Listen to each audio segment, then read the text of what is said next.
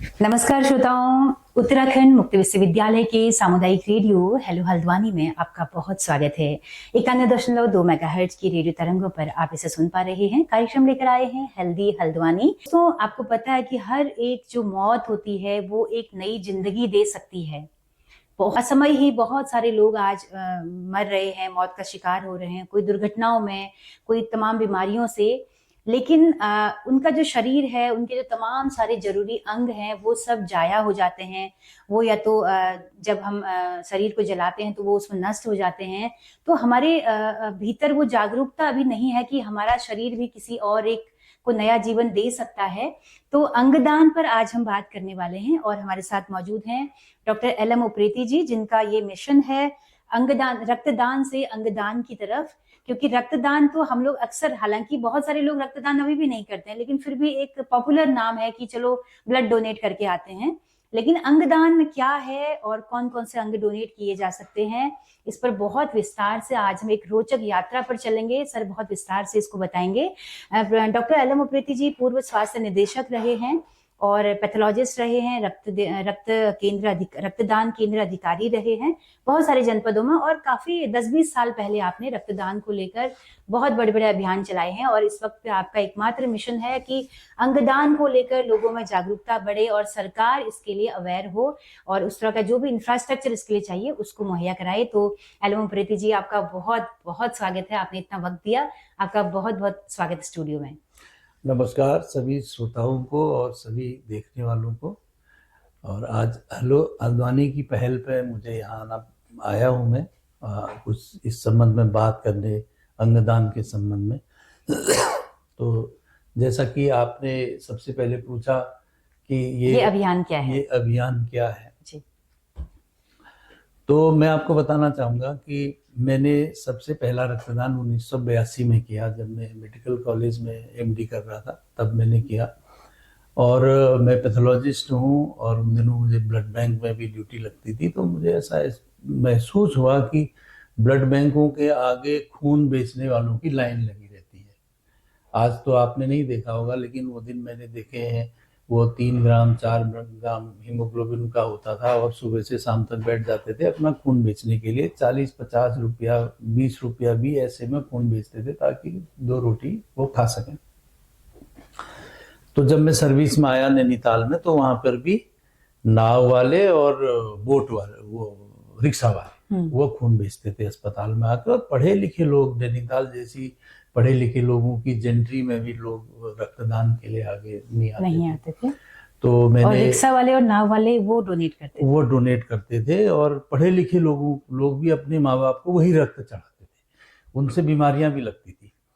तो अभियान वहां से शुरुआत हुआ और प्रताप भैया जी विधायक थे उस समय, तो उनका मैंने साथ मांगा और उन्होंने पूरा साथ दिया मेरा। सबसे पहला अभियान ही मेरा उनका जो सैनिक स्कूल था वहां से मैंने शुरू किया बच्चों को अवेयर करने का। फिर होते होते ये हुआ कि एक बार मैंने जो ये प्रोफेशनल खून बेचने वाले थे, इनका खून लेने से मना कर दिया। तो मना कर दिया तो उन्हीं लोगों ने मेरे विरुद्ध मसाल जुलूस निकाला कि ये ऐसा कैसे हो गया, अब हमारी तो रोजी रोटी बंद हो गई। खैर, तो सीएमएस ने आदेश निकाला कि वो जो भी हो, लेकिन जो भी खून के लिए आए उसको खून मिलना चाहिए। तो फिर मेरा ये अभियान और बढ़ा। तो मैंने नैनीताल के हर स्कूल कॉलेज में जाके स्टूडेंट्स को अवेयर किया। और अब पुलिस में कुछ अधिकारी थे, सीडी कैंप उस समय डीआईजी हुआ करते थे, उन्होंने भी मेरी काफ़ी सहायता करी। एक वैद्य जी थे कमिश्नर, उन्होंने भी काफ़ी लोगों का अवेयर किया। उनकी जो श्रीमतियाँ थी ना, वो ज़्यादा आके बढ़ बढ़ के सिपाहियों से और उनसे स्टाफ से रक्तदान कराती थी। तो वहां से अभियान की शुरुआत हुई। बाद में नैनीताल में रक्तदानियों की एक संस्था बनी, जो है ब्लड डोनर एसोसिएशन नैनीताल, और पूरे भारत में पहली संस्था थी वो, जो 1985-86 में बनी। वहां से मैं मोटिवेटेड था। और उसके बाद इतने साल मैंने सर्विस में दिए, 35 साल लगातार जहां भी रहा वहां रक्तदान शिविर भी लगाए, आगे बढ़ चढ़ के लोगों को ब्लड भी अवेलेबल कराया।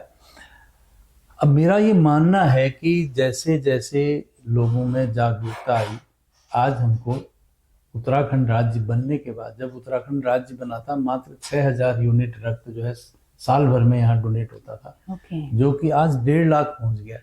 अच्छा। कुछ ही ब्लड बैंक यहाँ पे थे, और बल्कि नहीं के बराबर ब्लड बैंक थे। रुद्रपुर का ब्लड बैंक तो 2002 में स्थापना हुई, देहरादून में एक हुआ करता था, बाकी ब्लड बैंक नहीं थे, यहाँ एक हल्द्वानी में था। तो आज हर जिले में ब्लड बैंक है। इवन हमारे बागेश्वर और चंपावत चाहे रुद्रप्रयाग जिला हो, इन छोटे से जो जिले हैं, चमोली है, उनमें भी ब्लड बैंक है, और लगभग 1.5 लाख से लेके 1,60,000 तक यूनिट ब्लड डोनेट होता है। और उसका बड़ा फायदा लोगों को हो रहा है। हमारा जो पहले मैटरनल मोर्टेलिटी रेट था, मातृ मृत्यु दर जिसको कहते हैं, क्योंकि गर्भवती महिलाओं की में खून की कमी वैसी रहती थी, फिर अगर किसी को पीपीएच हो जाए, एपीएच हो जाए, उसमें महिलाओं की डेथ होती थी। आज हम उसको 1/3 पे ले आए, जितना तब हुआ करता था। तो मेरा ये मानना है कि आज बहुत सारे लोगों को अंग की जरूरत है। जिस तरह से हमने रक्तदान के लिए मुहिम चलाई, जागरूकता की मुहिम चलाई, उसी तरह से हम अगर अंगदान की भी जागरूकता की मुहिम चलाए जी, तो आने वाले समय में जिन लोगों की मृत्यु जो है अंगों की कमी की वजह से हो जाती है, चाहे वो गुर्दा हो, चाहे वो लिवर हो, चाहे कोई और अंग हो, थैलेसीमिया में बोन मैरो की कमी, तो उनको बचाया जा सके। सर, अंगदान की जब हम बात करते हैं तो सबसे पहले मैं आती हूँ नेत्रदान पर, क्योंकि नेत्रदान थोड़ा कॉमन है और लोग थोड़ा सा नेत्रदान करते हैं। तो यहाँ से हम शुरू करते हैं कि नेत्रदान को लेकर क्या क्या इस वक्त पे हो रहा है अभी, क्योंकि डॉक्टर सुशीला तिवारी राजकीय मेडिकल कॉलेज में भी अभी कॉर्निया ट्रांसप्लांट की सुविधा है, तो थोड़ा उसके बारे में बताएं। देखिए, ये जो नेत्रदान है, इसको हम एक महादान मानते हैं, और मृत्यु के बाद होने वाला सबसे आसान और जिसको कम टेक्निकल स्किल की जरूरत है, ये नेत्रदान है। इसमें इसका जो ऑर्गन ट्रांसप्लांटेशन एक्ट है, उसमें भी इसमें थोड़ा ढील है, उतना टफ नहीं है जितना गुर्दे दान करने के लिए, लिवर दान करने के लिए आपको कानून की जो धाराएं हैं, इसमें थोड़ा सा सरल है। तो मरने से पहले आपने अगर संकल्प ले रखा है नेत्रदान करने का, और अपने परिवार वालों को आपने बता रखा है, तो आपके परिवार के लोग मृत्यु के बाद नेत्र को दान करने का, ये जो आपके लीगल कस्टोडियन है, आपका बेटा है, बेटी है, पिता जो भी है, तो वो नेत्रदान के लिए नेत्रदान करा सकते हैं। तो उसके लिए क्या है कि जो आपका नियरेस्ट आई बैंक है, उस आई बैंक से आप संपर्क करिए और अपनी भावना को जागृत करिए और बताइए कि हाँ, हमारे जो परिजन थे, इन्होंने नेत्रदान का संकल्प लिया था और हम इनको नेत्रदान करना चाहते हैं। तो इस तरह से नेत्रदान की प्रक्रिया पूरी होती है। अब हमने जब देखा कि 1994 में हमने इसको संकल्प को लिया जी, भारत सरकार ने, जो ऑर्गन ट्रांसप्लांटेशन एक्ट है 1994 में बना। अब उत्तराखंड राज्य में 1994 से लेके 2017 तक इसमें कोई काम ही नहीं हुआ। मैं जब डायरेक्टर बन के गया देहरादून, तो सबसे पहले वही फाइल खुलवाई और उसका जो एक्ट है उसका अंतर्गत हुआ, यहाँ लागू हुआ वो, और मैक्स अस्पताल में गुर्दा दान शुरू हुआ। अच्छा। और गुर्दा ट्रांसप्लांट भी वहाँ पे शुरू हुआ 2018 में। इसी तरह से अब बहुत सारे अन्य केंद्र हैं, जैसे सुशीला तिवारी का आपने नाम लिया, आज से 2 साल पहले सुशीला तिवारी राजकीय मेडिकल कॉलेज में भी नेत्रदान केंद्र बना। अर्जुन आई बैंक के नाम से, अर्जुन एक ऐसा 7 दिन का बच्चा था जिसके माँ बाप ने उसका नेत्रदान कराया, उसके नाम से इसका नाम अर्जुन आई बैंक रखा गया। तो इस तरह से नेत्रदान के लिए उत्तराखंड में अभी बहुत बढ़िया इंफ्रास्ट्रक्चर, एक तो सुशीला तिवारी में है, दूसरा एक एम्स ऋषिकेश में है, कुछ और केंद्र भी बने। अभी मुझे पता लगा कि गुरु राम राय मेडिकल कॉलेज में अच्छा नेत्रदान भी होता है, वहाँ कॉर्निया ट्रांसप्लांट हो रहा है, और जोली ग्रांट में होता है। जोली ग्रांट में तो खैर काफी पहले से हो रहा था, उत्तर प्रदेश के टाइम से ही शायद हो रहा था वहाँ। जी। तो ये तो बात होगी सर नेत्रदान की, कि फैसिलिटीज भी हैं यहाँ पर, अगर हम करते हैं तो ट्रांसप्लांट की सुविधाएं हैं और लोग कर भी रहे हैं, थोड़ा बहुत जागरूकता इस फील्ड में आई है। सर इसके अलावा जो एक बहुत रोचक जानकारी आप हमें बताने वाले हैं, जो कि हमने आपके तमाम आर्टिकल्स में पढ़ी, आपकी किताबों में पढ़ी, कि हमारे शरीर के कौन कौन से अंग दान किए जा सकते हैं और अंगों को भी हम पार्टीशन करके भी दान कर सकते हैं। ये एक बहुत ही रोचक जानकारी थी हम लोगों के लिए। तो मैं चाहती हूँ कि हमारे सुनने वालों को सबसे पहले आप बताएं कि कौन कौन से अंग दान किए जा सकते हैं और किस किस रूप में। हमारे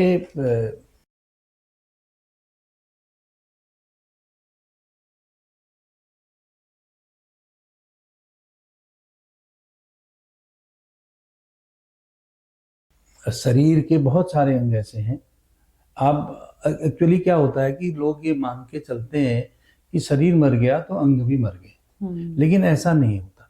शरीर मरने के बाद भी हमारे कई सारे अंग हैं जो काम करते रहते हैं और या जीवित अवस्था में रहते हैं। और जब तक वो जीवित रहते हैं तब तक हम उनको निकाल के ऐसे व्यक्ति को लगा सकते हैं जिसको उसकी जरूरत है। ठीक है ना। तो सर सारे अंगों की ड्यूरेशन अलग अलग होती है जीवित रहने की? अलग अलग होती है। जैसे दिल है तो शायद बहुत कम टाइम में वो डेड हो जाता होगा, कुछ ही मिनटों में डेड हो जाता है। किडनी और लीवर का थोड़ा अलग होगा।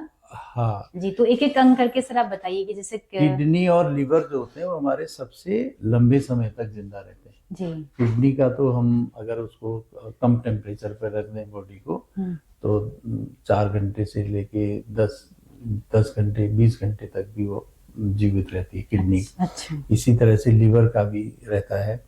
बाकी हमारा जो और अंग है अपेक्षाकृत कम समय तक, जैसे आंखें हैं 4 से 6 घंटे तक हम कॉर्नियल ट्रांसप्लांट कर सकते हैं। इसी के अलावा हमारा जो पैंक्रियाज है या आंत है, खाल है, इनको भी मरने के बाद दान किया जा सकता है। हमारी कॉर्निया हो गई, फेफड़े, टूटा हुआ हाथ है, फेफड़े दान किए जा सकते हैं। और कोरोना पीरियड में तो हमारे देश में लगभग 150 लोगों ने अपना एक फेफड़ा दान किया और दूसरे को लगाया, फेफड़ा ट्रांसप्लांट हुआ। तो उससे जो कोरोना की वजह से खराब हो गया था फेफड़ा, वो बदल दिया गया तो आदमी की जिंदगी बच गई। तो इसी तरह से अलग अलग समय के लिए दान हो सकता है। और खाल जो है वो भी लंबे समय तक 6 से 8 घंटे तक जिंदा रहती है, तो उसको भी हम ले सकते हैं। तो हम जो एक मानते हैं ना कि मतलब मरने के बाद तुरंत हम देखते हैं कि डेड बॉडी ठंडी भी हो जाती है, तो हमें लगता है कि सारे अंग मर चुके हैं, लेकिन दोस्तों हर अंग की एक ड्यूरेबिलिटी है, वो उतने समय तक जीवित रहती है। अगर उतने समय के भीतर हमको ऐसा कोई सुविधा मिलती है ट्रांसप्लांट की, तो वो सब अंग ट्रांसप्लांट हो सकते हैं। हमारा टूटा हुआ हाथ भी किसी को लगाया जा सकता है। तो सोचिए कि इतना सारा अभाव है और हमारा बॉडी जो है वो व्यस्त मतलब जाया जाती है, तो क्यों ना हम उसका उपयोग करें और हमारी आंखों से कोई दुनिया अपनी आंखें देखी, हमारा दिल किसी और के दिल में धड़के, तो ये सब हम चाहेंगे जरूर से। तो सर थोड़ा सा और बता दीजिए कि जैसे लीवर को आपने बताया था कि टुकड़ों टुकड़ों में भी अगर वो हो पार्ट्स में 1/3 पार्ट्स, तो वो भी ट्रांसप्लांट किया जा सकता है। तो ये थोड़ा सा रोचक जानकारी बताइए। एक चीज मैं इससे पहले आपको बताना चाहूंगा जी। कुछ अंग ऐसे होते हैं जिनको हम जीते जी दान कर सकते हैं। तो जीते जी दान करने में हम अपना एक गुर्दा दान कर सकते हैं जी। इसी तरह से जो लीवर है, लीवर का 1/3 टुकड़ा भी हम अगर दान करते हैं जीते जी, और तो वो 1/3 टुकड़ा भी दूसरे को लग सकता है और वो 6 हफ्ते के अंदर वो लीवर पूरा बन जाता है। जिसको लगता है उसकी भी जान बचती है और आपको कोई ऐसा खतरा नहीं रहता। ऐसा ही किडनी में भी होता है कि एक गुर्दा आपने दान कर दिया और जिसको लगा उसकी भी लाइफ बच गई और आपको कोई ऐसा विशेष हानि उससे नहीं होती है। ये देखा गया है कि जिसने किडनी दान करी उसकी नॉर्मल लाइफ की एक्सपेक्टेंसी लगभग उतनी रहती है, उसमें कोई कमी नहीं आती।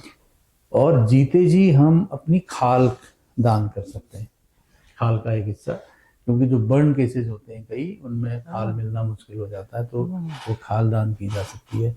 हमारी आंत होती है, आंत की करीब 20-22 फुट लंबी आंत होती है, तो उस आंत का एक हिस्सा अगर किसी के एब्डोमेन बस्ट हो गया, आंत बदलनी है उसकी, तो आंत लगाई जा सकती है।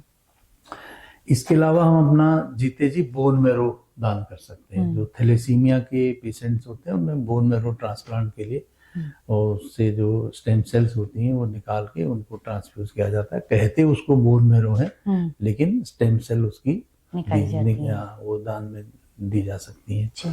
तो ये तो बात हुई कि जीते जी की। लेकिन एक ये होता है कि जिसको हम कहते हैं कि कैडेवर डोनेशन कह लीजिए, या उसको डिसीज्ड ऑर्गन डोनेशन कहते हैं। डिसीज्ड ऑर्गन डोनेशन के लिए जो हमारे डेवलप्ड कंट्रीज हैं यूरोपियन, उनमें यह है कि अगर कोई किसी की मृत्यु अस्पताल में हो गई और उन्होंने अगर मना नहीं किया है तो उसके किसी भी अंग को दूसरे में लगाया जा सकता है, क्योंकि वहाँ हमारे भारत देश की तरह ट्रैफिकिंग की कोई जो ऑर्गन ट्रैफिकिंग का कोई ऐसा वहाँ नहीं है।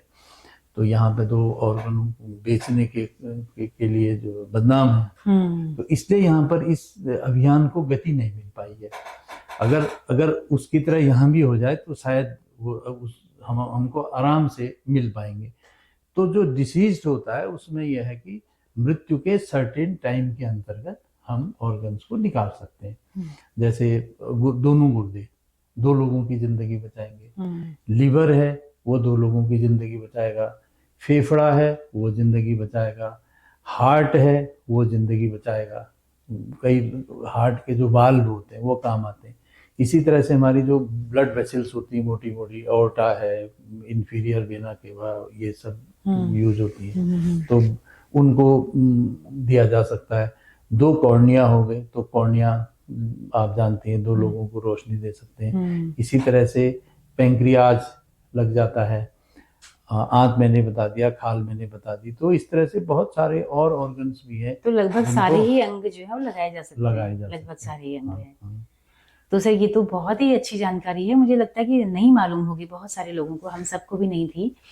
तो अब इसका अगला स्टेप क्या हो सर? एक तो लोगों को जागरूक करें कि वो अंगदान करें, उसका जो भी फॉर्मेलिटीज होती हैं उसको अपनाएं। दूसरा ये है कि अंगदान अगर हमने कर दिया है तो सडनली उस समय क्या वो फैसिलिटी हमें उपलब्ध है? तो सर उत्तराखंड में क्या स्थिति है और भारत में क्या स्थिति है, थोड़ा सा बताइए सर। सही इस प्रश्न से पहले मैं आपको बताना चाहूंगा एक तीसरे तरह का दान और होता है। अच्छा। जो कि ब्रेन डेड पेशेंट्स का होता है। अब आप देखते हैं कि हमारे देश में बहुत सारे लोग एक्सीडेंट में डेथ होती है, हेड इंजरी हो जाती है, कई दिनों तक कोमा में पड़े रहते हैं और उसके बाद उनकी मृत्यु हो जाती है। लेकिन उससे पहले एक स्टेज आती है जिसमें हम अस्पताल में किसी पेशेंट को ब्रेन डेड घोषित कर रहे हैं। उस ब्रेन डेड घोषित करने के लिए हर अस्पताल के पास एक कमेटी बनी होती है। अब हमारे प्रदेश में नहीं बन पाई है, वो बात अलग है। वो कमेटी डिसाइड करती है कि इस पेशेंट को क्या ब्रेन डेड घोषित किया जा सकता है, क्योंकि आदमी को हमने आर्टिफिशियल वेंटिलेशन पे रखा हुआ है, आईसीयू में रखा हुआ है, ये पता नहीं लगता कि आदमी जिंदा है कि अगर इसके ये बच जाएगा नहीं बचेगा। बहुत सारे मेरे पास भी लोग आते हैं कि 1 महीना हो गया, 2 महीना हो गया, साहब वो अस्पताल में पड़ा हुआ है, अब क्या करें। तो ब्रेन डेड घोषित करने के बाद उसके ये अंग तो दान यही जा सकते हैं। इसके अलावा जो हार्ट है उसका धड़कती हुई स्टेज, क्योंकि हार्ट को जैसे हम बाहर निकाल देंगे तो वो मर जाता है, उसको ऐसे ट्रांसपोर्ट करके नहीं ले जाया जा सकता। तो उसको हार्ट लंग मशीन कहते हैं, उसमें धड़कती हुई हालत में एक जगह से दूसरी जगह ले जाया जाता है। अच्छा। तो बहुत सारे एग्जाम्पल हमारे देश में हैं जहाँ जो हमारे मुख्यतः दक्षिण भारत की कैपिटल से बेंगलोर से जा रहा है तो पता मुंबई जा रहा है, या आपका हैदराबाद से जा रहा है, चेन्नई जा रहा है, इस तरह से दिल की ट्रांसपोर्ट करने के लिए ग्रीन कॉरिडोर बनाया जाता है। कॉरिडोर में इसमें एक फिल्म भी बनी है सर। हाँ, वो दिल धड़कता हुआ जाता है और वहाँ किसी को लगा दिया जाता है, ऐसे पेशेंट को जो हार्ट के जो मसल्स की बीमारी होती है उसको कार्डियोमायोपैथी जो है उनके पेशेंट को उसको लगा देते हैं। तो इस तरह से उसको नया जीवन मिल जाता है। तो एक बड़ी लंबी वेटिंग है हमारे देश में भी कि उनको हार्ट नहीं मिल पाते हैं। इसी तरह से उन्हीं ब्रेन डेड पेशेंट्स का यहाँ हमारे यहाँ ऋषिकेश में पिछले साल एक मैटर हुआ था, एक बच्चे की कांवर की डेथ हो गई थी। तो उसके दोनों गुर्दे और उसका लीवर दिल्ली भेजा गया और चंडीगढ़ भेजा गया, तो उसको ट्रांसप्लांट हुए, उसकी आई जो है वो वहीं यूज की गई। जी सर, उसने अंगदान किया था पहले या अपने मन से डिसीजन नहीं, लिया गया? उनके पेरेंट्स ने अच्छा। डिसीजन लिया और ओके। वो इस तरह से उसके सारे अंग यूज हुए। जी जी, तो 3 तरह का आपने अंगदान बता दिया कि हम जिंदा रहते हुए कौन कौन से अंग दे सकते हैं, मरने के बाद क्या दे सकते हैं, और ब्रेन डेड की स्थिति में हम कौन कौन से अंगदान कर सकते हैं। तो सब अगले स्टेप की तरफ बढ़ते हैं कि क्या फैसिलिटी है, अगर आज के दिन हम ये फॉर्म भर दें, सडनली हमें कुछ हुआ तो क्या ये सुविधाएं यहाँ पे उपलब्ध हैं? हमारे भारत देश में लगभग 90% जो भी ट्रांसप्लांट हो रहे हैं वो इसी तरह के ब्रेन डेड पेशेंट से हो रहे हैं। अब हमको क्या करना पड़ेगा, एक तो अस्पतालों में ब्रेन डेड डिक्लेयर करने की जो सुविधाएं हैं वो बढ़ानी पड़ेंगी। बहुत सारे पेशेंट आईसीयू में इस तरह से ज्यादातर होते हैं, बिल्कुल। दूसरा, उन अस्पतालों में हमको अंगों को निकालने का लाइसेंस लेना पड़ेगा। अंगों को निकालने के लाइसेंस के साथ साथ जो उसके लिए आवश्यक मैन पावर और आवश्यक उपकरण है वो जुटाने पड़ेंगे, तभी उसको लाइसेंस मिलेगा। तो ये इस तरह का लाइसेंस जो है हमारे प्रदेश में अभी तक किसी भी अस्पताल में नहीं है। अच्छा। अंगों को निकालने का सिर्फ कॉर्निया को छोड़ के, कॉर्निया के लिए 2-3 अस्पतालों में है। तो ये फिर उसको ट्रांसपोर्ट करना होता है। तो इसमें 3 तरह के लाइसेंस होते हैं। एक तो अंग निकालने का, दूसरा अंगों को ट्रांसपोर्ट करने का, तीसरा अंगों को लगाना, ट्रांसप्लांट करने का। क्योंकि ट्रांसप्लांट सर्जन भी उसकी क्वालिफिकेशन अलग होती है और किस तरह से उनको लगाया जाएगा अंग को, और क्योंकि काफी जटिल ऑपरेशन ये होते हैं और उसके बाद उस तरह की मेडिसिन चाहिए। उसमें हमारे देश में बहुत कम जगहों पर टिश्यू को टाइपिंग की सुविधा है। पहले तो ब्लड ग्रुपिंग की सुविधा भी नहीं होती थी। जिस तरह का ब्लड ग्रुपिंग होता है उसी तरह से टिश्यू मैचिंग भी होती है कि उसका टिश्यू मैच किया या नहीं किया। सपोज मैं कहूँ कि ब्लड ग्रुप के 4 एंटीजन है, A B A B O, है ना, इनको हम मैच कराते हैं, फिर आरएस मैच कराते हैं। तो इसी तरह से हमारे टिश्यू में भी अलग तरह के एंटीजन है और जितने ज्यादा तरह के एंटीजन एक से मिलेंगे उसको एक्सेप्ट होने के चांस उतने ज्यादा होते हैं। तो ये एक ऐसी टेक्निक है जो डेवलप नहीं हुई है, खर्चीली भी है। आज मैं जानना चाहूँ कि भाई मेरा टिश्यू टाइप क्या है, उसमें 4 तरह के एंटीजन है, A B C D suppose, है ना। तो मेरा ए क्या टाइप है, बी क्या है, सी क्या है, डी क्या है। अगर हर व्यक्ति को पता होगा तो वो तो डिस्प्ले हो जाएगा कि सब इसका एंटीजन ये है ना। पहले से हम कहते थे भाई अपने ड्राइविंग लाइसेंस में अपना ग्रुप जरूर लिखना, ताकि जरूरत पड़ने पर अगर मेरा कहीं एक्सीडेंट हुआ है तो मेरा क्या ग्रुप है, उस ग्रुप का ब्लड मुझे मिल जाए। तो आने वाले समय में ऐसी टेक्निक भी, ऐसा भी होगा कि हम अपना जो हमारा जो एंटीजेनिक स्ट्रक्चर है बॉडी का उसको भी जान पाएंगे। क्या बात है ना, कि क्या मेरा टिश्यू टाइप है। बिल्कुल। तब ये प्रोसेस आसान होगी। तो हमें टिश्यू टाइपिंग के सेंटर भी बढ़ाने पड़ेंगे। अब मुझे पता नहीं है कि हमारे उत्तराखंड में टिश्यू की टाइपिंग होती है या नहीं, कहीं बाहर से करानी पड़ती। ओके। तो इसलिए जटिलताएं। तो बहुत सारे स्टेप में आपने एक अभियान शुरू कर दिया है। अब सबसे ज्यादा इसमें इम्पोर्टेंट है जागरूकता का होना। अब मैं अकेले इस पर कुछ नहीं कर सकता। जब लोग जुड़ेंगे उनके स्तर से आवाज उठे कि भाई हमारे, आज हम कहते हैं कि भाई ये जिला अस्पताल में ये सुविधा नहीं है, इसको बढ़ाया जाए। अभी केरल का मैं पढ़ रहा था कि केरल के एक जिला अस्पताल में किडनी ट्रांसप्लांट हुआ है।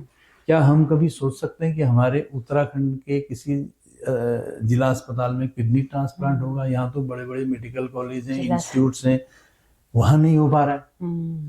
तो होना संभव है।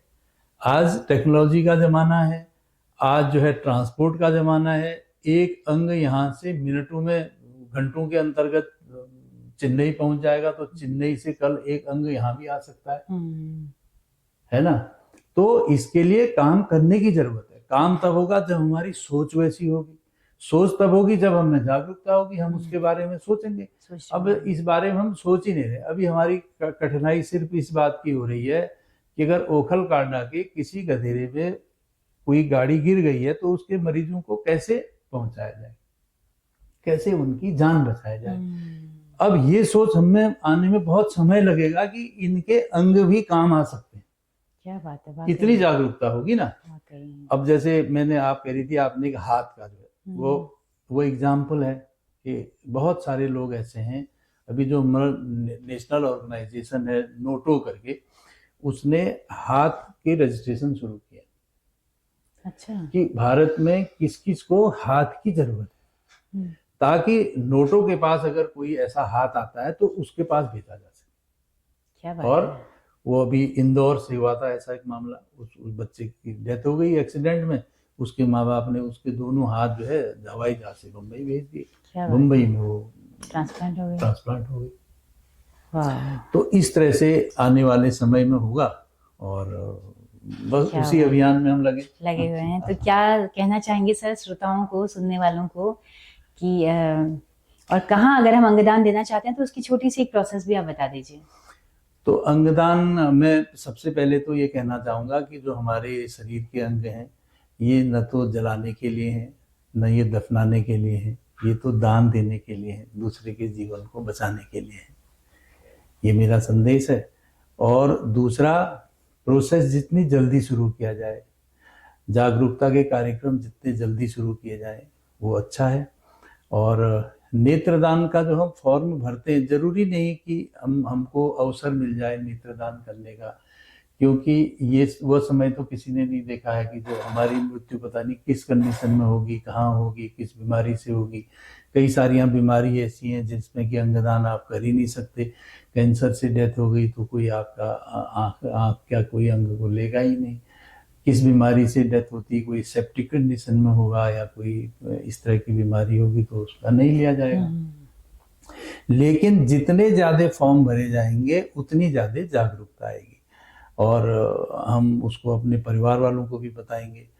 तो इस तरह से ये अभियान आगे आगे बढ़े, और हमारे जो अस्पताल हैं उनमें सुविधाओं का विकास हो, जो हमारे इंस्टीट्यूट्स हैं उनमें जो है अंगदान करने की, उनको प्रिजर्व करने की, उसको ट्रांसपोर्ट करने की और उसको ट्रांसप्लांटेशन करने की सुविधाएं विकसित की जाएं। और तो आने वाले समय में हमारा उत्तराखंड प्रदेश में भी ये सब सुविधाएं जनरेट हो सकती हैं। जी जी जी।